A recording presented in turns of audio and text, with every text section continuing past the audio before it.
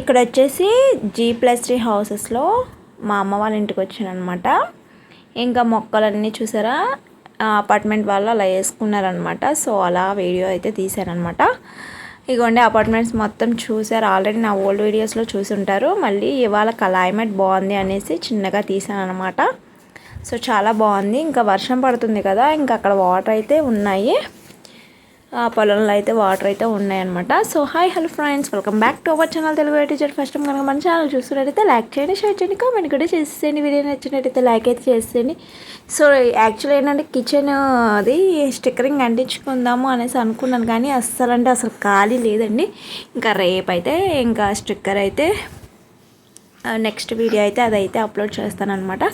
ఇక్కడ వచ్చేసి పకోడీ చేసేస్తున్నాను అనమాట. మా హస్బెండ్ రాగానే కొంచెం ఆకలి చెయ్యి అని అంటే ఇంకా పకోడీ అయితే చేసేస్తున్నాను అనమాట.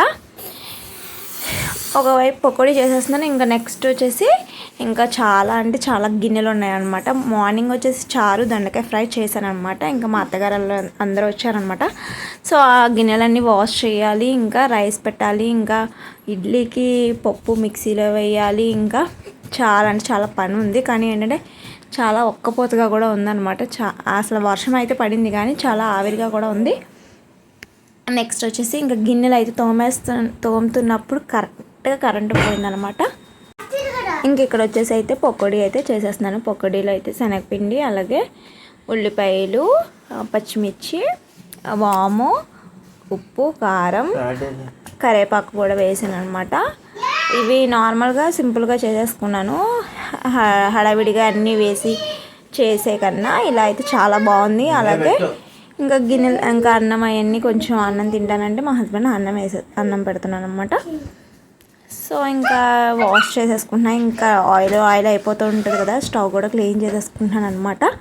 స్టవ్ క్లీన్ చేసిన తర్వాత గిన్నెలు అయితే సదిరేసాను. గిన్నెలు సదిరిన తర్వాత ఇంకా డిష్ వాషెస్ అయితే చేసేసుకుందాం. ఇంకా నెక్స్ట్ రైస్ పెట్టాలి. అలాగే ఇంకా మేమైతే పచ్చి పులుసు చేసుకుంటాం అనమాట. చాలా టేస్టీగా ఉంది.